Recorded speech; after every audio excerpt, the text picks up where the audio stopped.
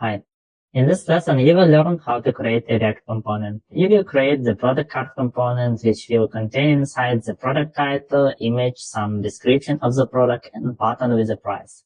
So let's create that component. You need to open app.js file and we will create component here.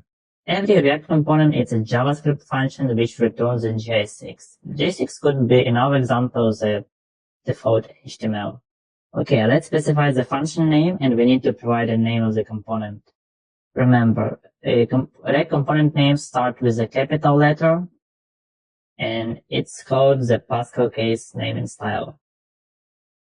So product card. Okay. And we need to return some HTML. I will paste the prepared HTML for this component.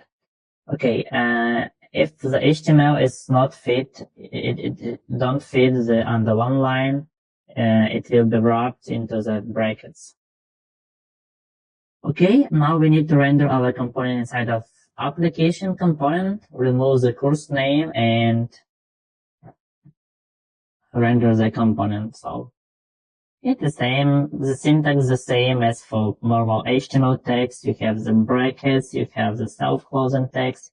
Just one more difference. In JS6, every element you use should have self-closing text, or like you also can use it like this. But the syntax is shorter.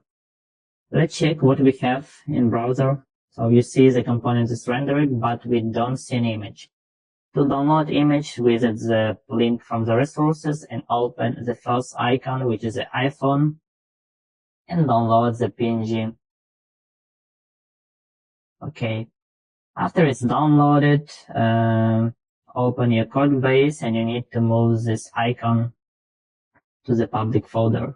But before, create an images folder inside of the public folder and move your image here. Okay.